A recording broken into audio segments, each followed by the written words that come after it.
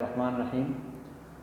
आज का जो हमारा दूसरा टॉपिक है वो है work energy theorem in resistive medium. ये टॉपिक जो है फर्स्ट ईयर फिजिक्स के चैप्टर नंबर 4 का 4.8 नंबर का टॉपिक है। इस टॉपिक के अंदर हमने एनर्जी ट्रांसफॉर्मेशन के बारे में पढ़ना है, यानी एनर्जी को आप एक फॉर्म से दूसरे फॉर्म के अंदर आसानी के साथ किस तरीके से ट्रांसफॉर्म करते हैं। अक्सर जो एनर्जी ट्रांसफॉर्मेशन है वो पोटेंशियल और काइनेटिक के दरमियान, यानी पोटेंशियल को आप काइनेटिक को आप पोटेंशियल के अंदर ट्रांसफॉर्म करते हैं।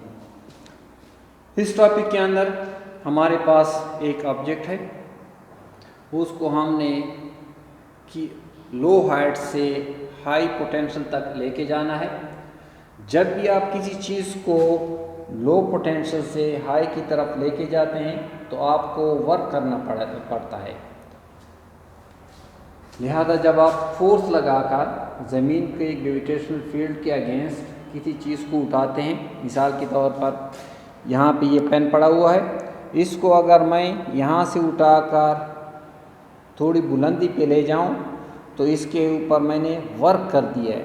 अब ये जो मैंने इसके ऊपर वर्क कर दिया है, ये वर्क इस पेन के अंदर पोटेंशियल एनर्जी की सूरत में स्टोर है। यहाँ से इसको मैं छोड़ता हूँ, ये वापस चला जाएगा, यानी जो पोटेंशियल एनर्जी इसके अंदर स्टोर हो चुकी है वही पोटेंशियल एनर्जी दोबारा जो है काइनेटिक के अंदर तब्दील होती हुई वापस ये चीज़ जो है आ जाएगी अपनी असली पोजीशन की तरफ। तो फार्मूला हमारे पास है work energy theorem in resistive medium.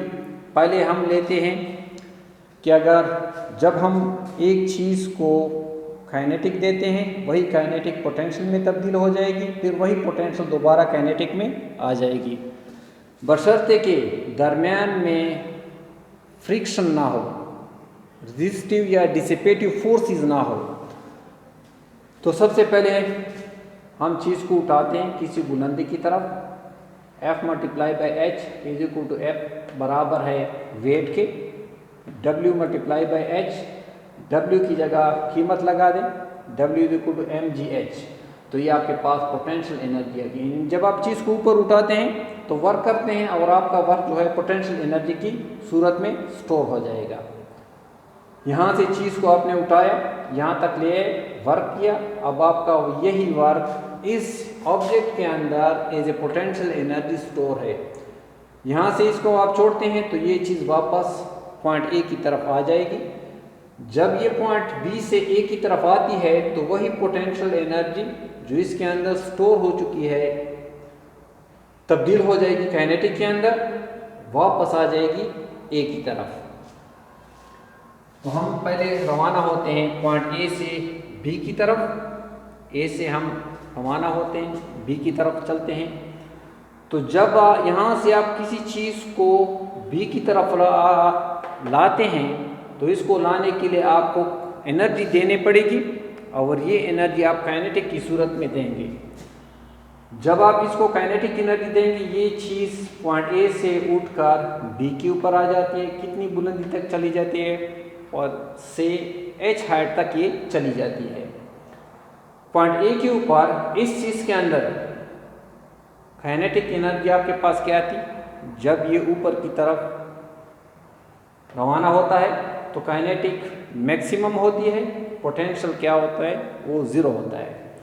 लेकिन यही चीज़ जब रास्ते के अंदर काइनेटिक आहिस्ता आहिस्ता तब्दील होते होते सारी काइनेटिक तब्दील हो जाती है पोटेंशियल के अंदर। पॉइंट बी के ऊपर जब ये पहुंचता है तो सारी काइनेटिक तब्दील हो चुकी होती है पोटेंशियल के अंदर। तो ये पॉइंट बी के ऊपर हमारे पास काइनेटिक एनर्जी मिनिमम होती है 0 जूल के बराबर, जबकि पोटेंशियल जो है 30 जूल के बराबर आ चुकी है, बशर्ते के ए से बी तक जाते हुए रास्ते में जो है डिसिपेटिव फोर्स या फ्रिक्शन फोर्स जो है वो आपके पास क्या हो, 0 हो। तो हमारे पास है लॉस, जब हम ए से रवाना होते हैं बी की तरफ होते हैं, loss in kinetic gain in potential. तो पॉइंट ए के ऊपर हमारे पास लॉस इन काइनेटिक है, गेन इन पोटेंशियल है, नो फ्रिक्शन, अगर दरमियान में फ्रिक्शन ना हो इसी तरीके से जब हम B से A की तरफ आते हैं तो हमारे पास मैक्सिमम एनर्जी जो है पोटेंशियल की सूरत में पड़ी हुई है। तो जब B से A की तरफ आएंगे तो वही पोटेंशियल तब्दील हो जाएगी काइनेटिक के अंदर, यानी पोटेंशियल में लॉस आएगा, काइनेटिक में जो है गेन आएगा। तो B से A की तरफ चलते हैं तो loss in potential, gain in kinetic, ignore friction, friction को आप छोड़ दें, नज़रअंदाज कर लें। लेकिन आम जनरली जो है हम देखते हैं ऐसा नहीं होता। जब आप चीज़ को एनर्जी देते हैं, काइनेटिक देते हैं पॉइंट ए से, यही चीज़ जब बी के ऊपर आती है तो उसी काइनेटिक का कुछ हिस्सा डिसिपेट हो जाता है। फ्रिक्शन फोर्स जो है वो क्या कर देता है, काइनेटिक का कुछ हिस्सा डिसिपेट कर देता है। लिहाजा यहाँ पे आपके पास पॉइंट ए के ऊपर अगर आपके पास 30 जूल काइनेटिक की सूरत में है, पोटेंशियल आपके पास 0 है, तो पॉइंट बी के ऊपर आपके पास पोटेंशियल 30 के बराबर नहीं आएगा, बल्कि 30 से कम होगा। अगर दरमियान में डिसिपेटिव फोर्सेस मौजूद हो, रेजिस्टिव मीडियम जो है दरमियान में अगर मौजूद हो, तो हमारे पास ए के ऊपर जो काइनेटिक एनर्जी थी फॉर एग्जांपल 30 जूल के बराबर, बी के ऊपर हमारे पास जो पोटेंशियल आएगी वो 30 से कम आएगी, उसमें कुछ हिस्सा जो है डिसिपेट हो जाएगा, वर्क डन जो है फ्रिक्शन फोर्स की सूरत में वो डिसिपेट हो जाएगा।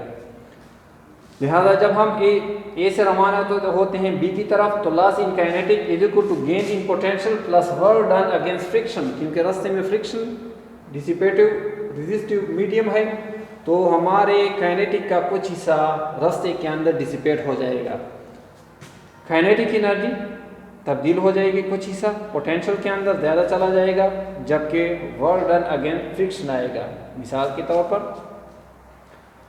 30 जूल आप काइनेटिक देते हैं पॉइंट ए के ऊपर, जब यही चीज़ पॉइंट बी के ऊपर पहुंचेगी तो पोटेंशियल 25 जूल है, लेकिन साथ साथ 5 जूल एनर्जी जो है डिसिपेट हो चुकी है रास्ते के अंदर, रेजिस्टिव मीडियम की वजह से, work done against friction force की वजह से डिसिपेट हो चुकी है। लेकिन टोटल एनर्जी हमारे पास क्या आएगी, वही हमारे पास 30 जूल के बराबर रहेगी according to the law of conservation of energy. तो एनर्जी हमारे पास टोटल एक जैसी आएगी, लेकिन पॉइंट बी के ऊपर हमारे पास पोटेंशियल जो होगी वो काइनेटिक से कम होगी। इसी तरीके से जब हम बी से ए की तरफ आते हैं तो बी के ऊपर पोटेंशियल फर्ज किया आपके पास 30 जूल है, यही चीज़ जब ए की तरफ आएगी तो पॉइंट ए के ऊपर आपके पास काइनेटिक 30 जूल के बराबर नहीं होगी, बल्कि रास्ते के अंदर कुछ एनर्जी पोटेंशियल का कुछ हिस्सा डिसिपेट हो जाएगा। लिहाजा जब आप बी से ए की तरफ आते हैं तो लॉस इन पोटेंशियल आएगा, गेन इन काइनेटिक आएगा, साथ साथ आपके पास वर्क डन अगेंस्ट फ्रिक्शन भी आएगा। तो पोटेंशियल एनर्जी तब्दील हो जाएगी काइनेटिक के अंदर, पोटेंशियल का कुछ हिस्सा जो है वर्क डन करेगा अगेंस्ट फ्रिक्शन।